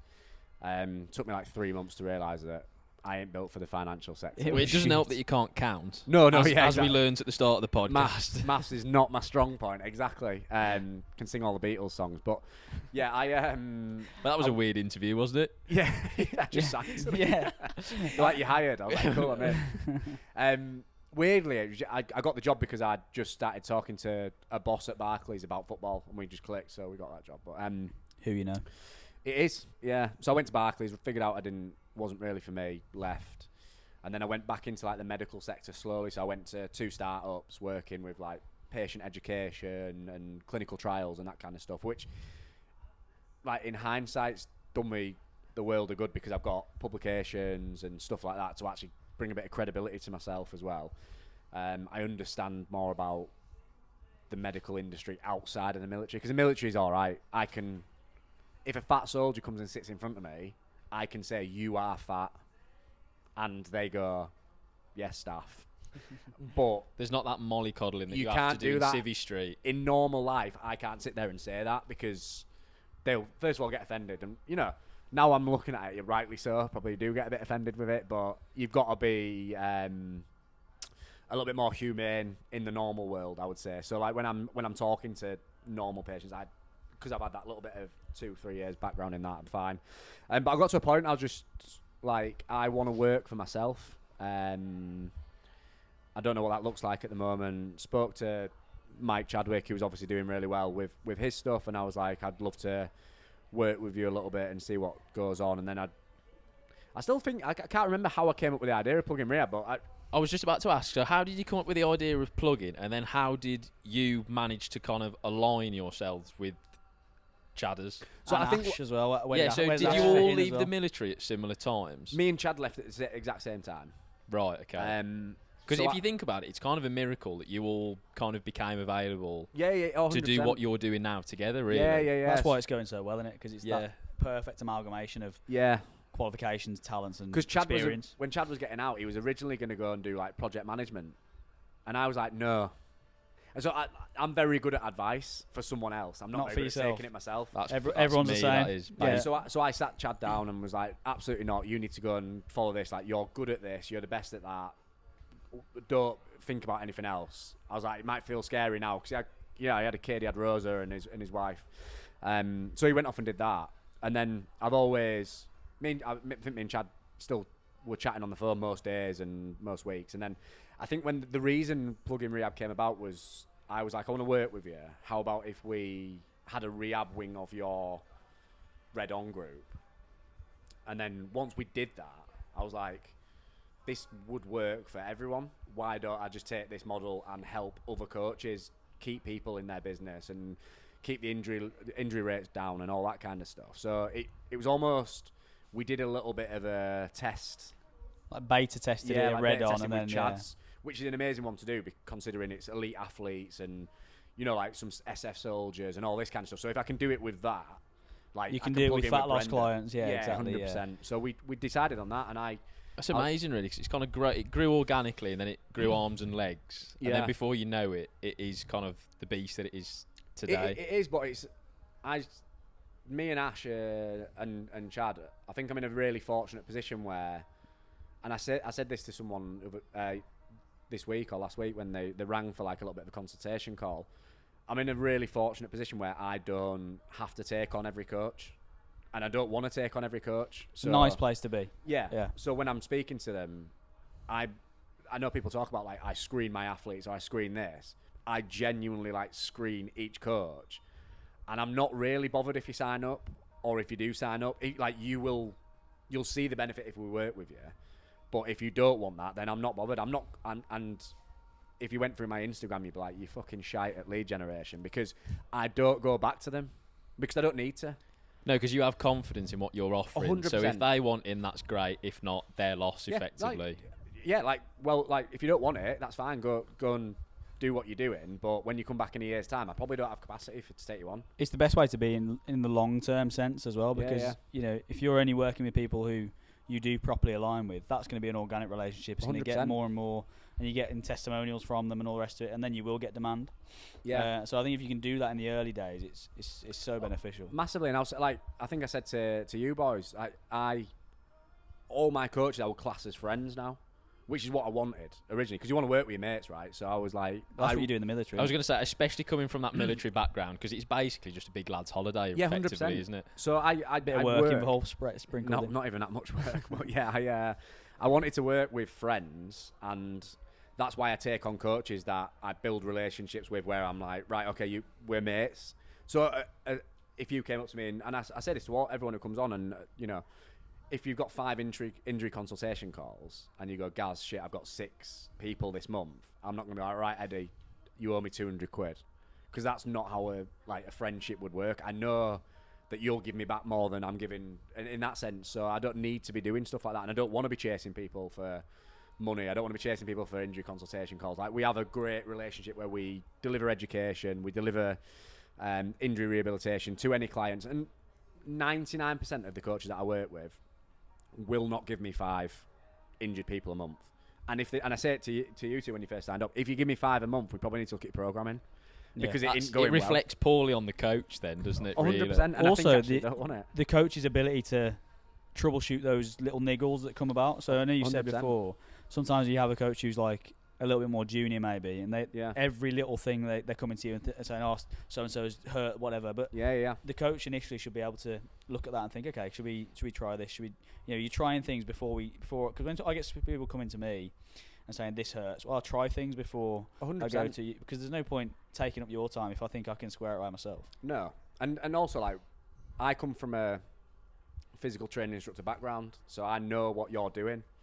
So if I know for a fact that I didn't used to have, do you know? I was saying to Laura the other day, I think I was one of the original online coaches, because I started doing online triathlon coaching in 2012. There you go. It's another accolade for you. Yeah. As if I you thought thought it was enough. cool. Yeah, you And I heard had- it here first. But so 2012, no one's doing online coaching, are they? The people going to see a PT. Just you and Jamie Was Smith, Was I the think, internet mate. even a thing in 2012? I can't remember that So I far used to back. send out Excel spreadsheets of triathlon training. I had 9 athletes on my books at the time when I was at Chatham doing it.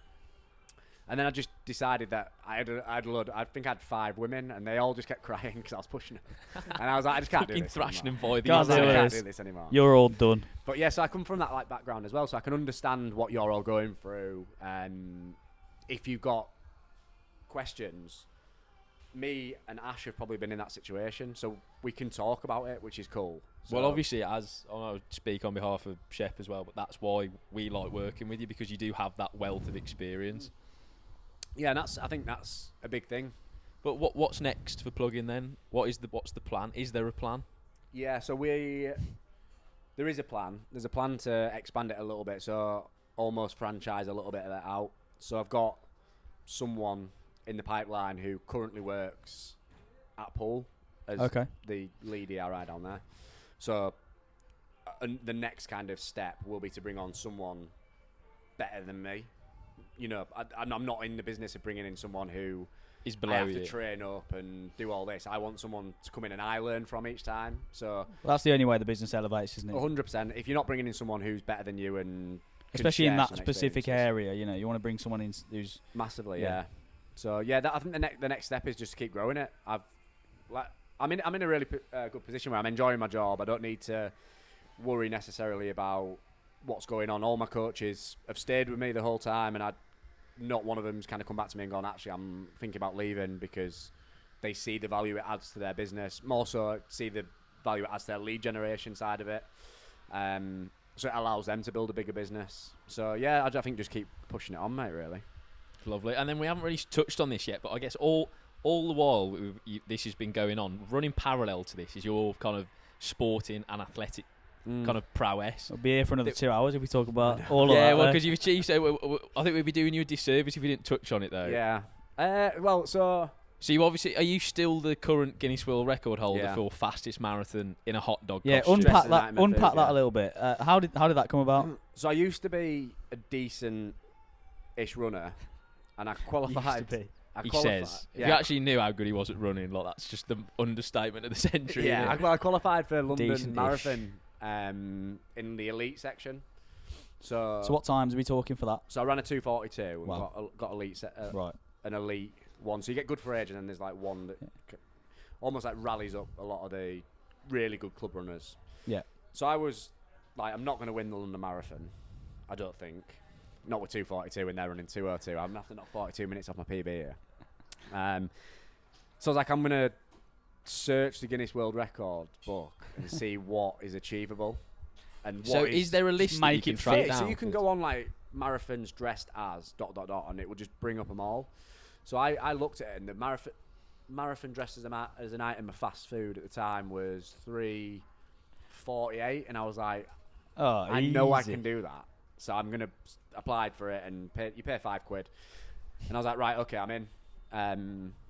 So how does that work then? Because is there something that you have to go to on race day? Is it? So they check your photos. So you turn up, they check your costume, they pin like the badges on it and go. You get like an official world record attempt badge. Yeah, we saw a lot of them. Yeah. Yeah, get that. Some guy was doing it actually, carrying a dishwasher or a washing machine. Yeah, someone this year did it dressed with a fridge on his back. And Yeah. So it probably be the same guy. I can't imagine there's too many people cutting about with a washing machine. But I was like, right, fine, I'm going to go and try and break this world record and go from there. So I wrote off to them. They said that, came in, got checked. I ended up on Sky News because I was there so early because you have to go in really early to get it checked. So I was there at like 7 in the morning. I was on the tube dressed as a hot dog, and not one person like stared at me. Is weird. Do you have to be quite strategic about this? How did you land on the hot dog costume? Because obviously you need to be able to run in it. So where is the line between acceptable costume and actually you can't I was torn between pizza and hot dog. Pizza, and it was purely down to delivery time on the outfit. So I'd only put it in a couple of weeks before the London Marathon. So I did one training session in the hot dog outfit, and that was with Chad down the canal in Aldershot. Was he dressed as a... No, he wasn't, okay. No. He was the pizza. So he always talks about it because we did a 10-mile run at... I think I was holding 6-minute miles chatting to him. And he... 6-minute miles. And he was just... He literally stopped me and went, Gaz, I cannot speak. So when he said he's an all-right-ish runner, yeah, you're kind of getting a picture for what that means now. We were a good runner at the time. But yeah, so I turned up at London Marathon and I was with the elite runners dressed as a hot dog. Which was quite cool anyway. That's class. Yeah. Did you smoke any of the elite runners dressed as a hot dog? Right, that's got to be a low point for them, hasn't it? Well, there's a picture of me running past the guy, and you can just see the face of disappointment as I ran past him. Someone has snapped That's a great photo. Yeah. You frame that. That moment of realisation when you realise you have been overtaken by a man in a hot dog costume. Yeah. Didn't you go sub 3 hours? Yeah, so I felt fine. I kind of like now looking back, wish I'd have gone harder. So do you remember?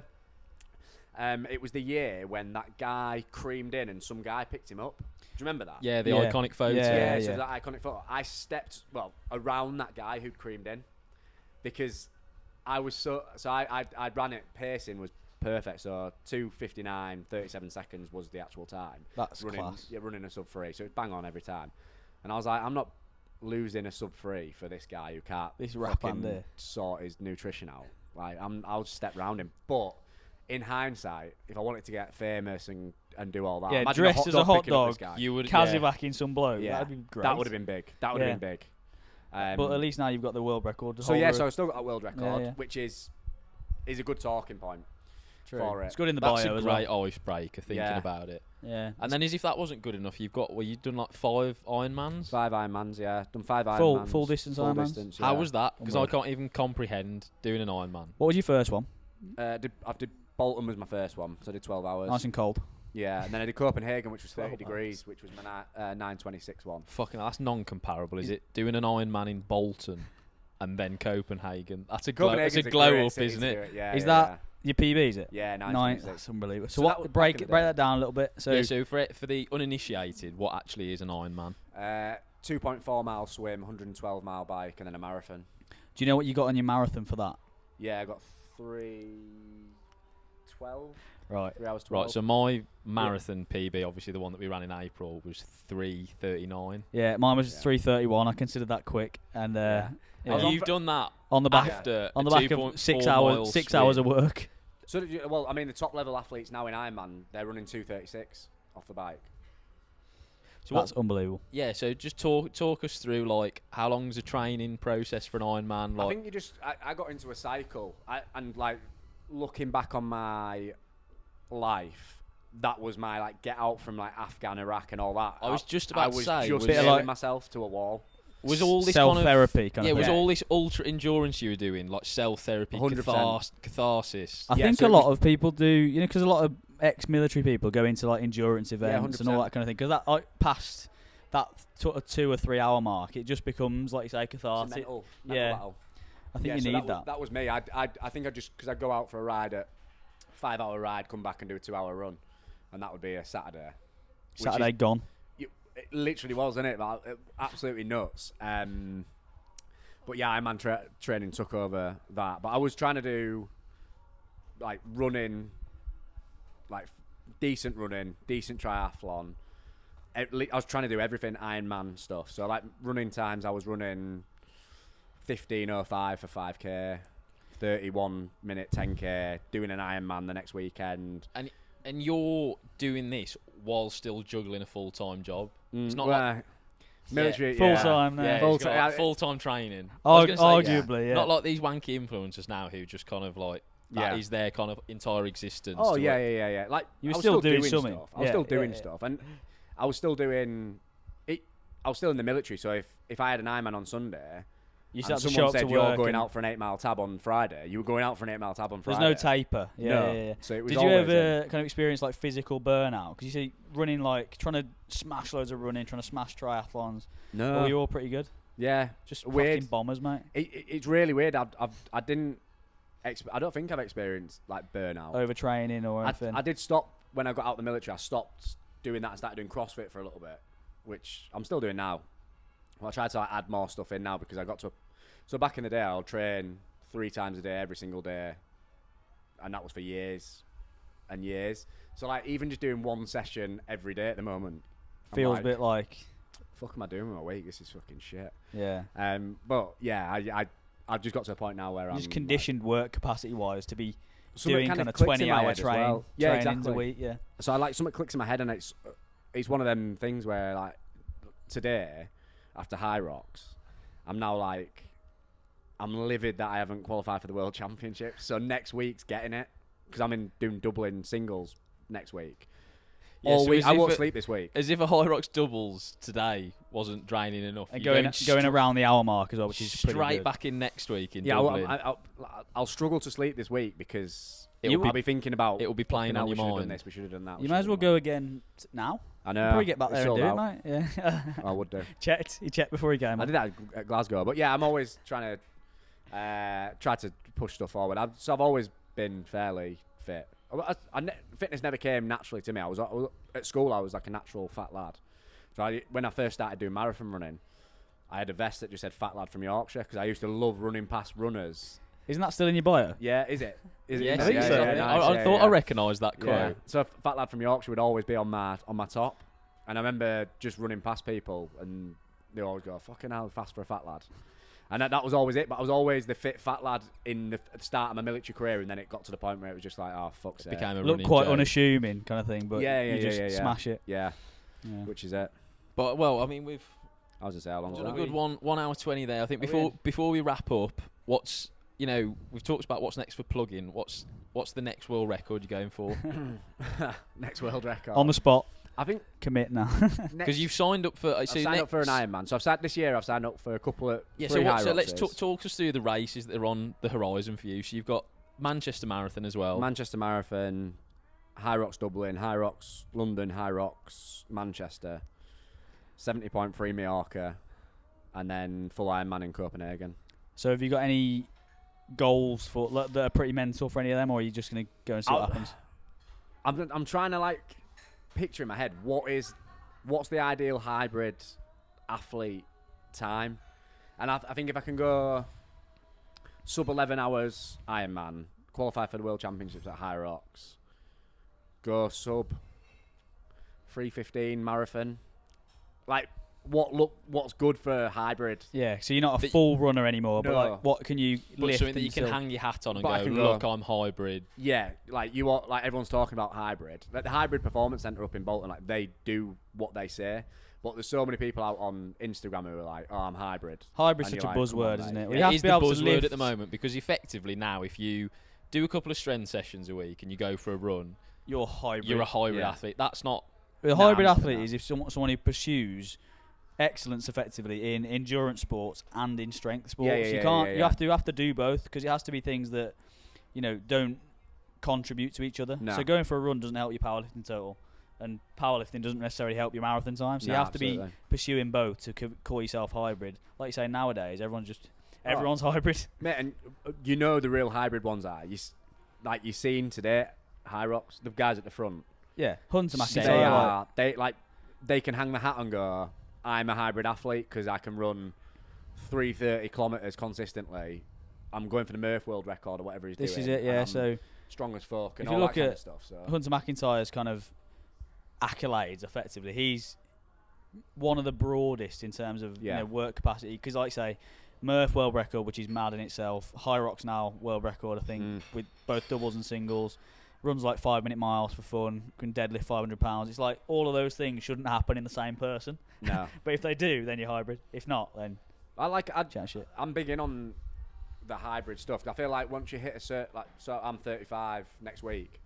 I think once you hit that age, you just want to be good at everything. Like, I want to be able, and I feel like I can at the moment. Someone goes to me, let's go run a 10k. I don't go, oh fucking hell. Or someone comes and says to me, come and do this CrossFit session. I don't go, oh shit. I just feel like I can go and do a bit of everything. Ready for anything, mate. Yeah, ready for anything, mate. Oh, that's a great position to be in. Yeah, that's you want it, and you want to prolong that for as long as possible. 100%. Yeah, and it means you're exposing yourself to different things as well. If you're just running, you're obviously leaving strength and stuff on the table, aren't you? So, especially as you get older, it's important to kind of diversify a little bit. That's the military stuff, though, isn't it? As well, yeah. Where you have to be ready for anything. You don't know if it's you should know, but you never do know if it's going to be a 9-mile speed march or you never know. You're going to go and do a back squat session, or you're going to you don't know what's going on. Well, I was telling you last week or the other week that the way they choose how they do fizz is Smudger, you're taking a session tomorrow morning. He just does what he wants. It's like you said, you're doing a 17-mile run. Yeah. So everyone else is doing a 17-mile run. They used to just look like they would look white when I came out. That's the best feeling in the world. There's no better feeling than walking out to a full troop of people and then just go, oh fuck. You can see him muttering it. Here we go. Yeah, and you're just like, are you ready, boys? Let's go. Swim today, boys. Yeah. But yeah, that was that. So just stay fit and healthy, mate, for as long as possible, and make sure that I'm in the top third for everything. Yeah. Top third. Awesome. We'll probably have to get you back on, mate. I was just about to run say, back I think through the physical side of things. I think we touched on it a little bit now, and we didn't even dabble on the fact that you worked in professional sports. No. So you've got to have a few good stories from those times. Yeah. We can save that for a part 2, though. Yeah. So you can expect a Gaz part 2 effectively from that. But I think being ready for anything is a good note to end on. That's the one. Absolutely. Cheers for coming on, Gaz. Appreciate it. Thanks for having me, mate. Yeah, and I hope you enjoyed that, everyone. Remember to like, comment, and subscribe, all the usual gubbins. But until then, see you next time.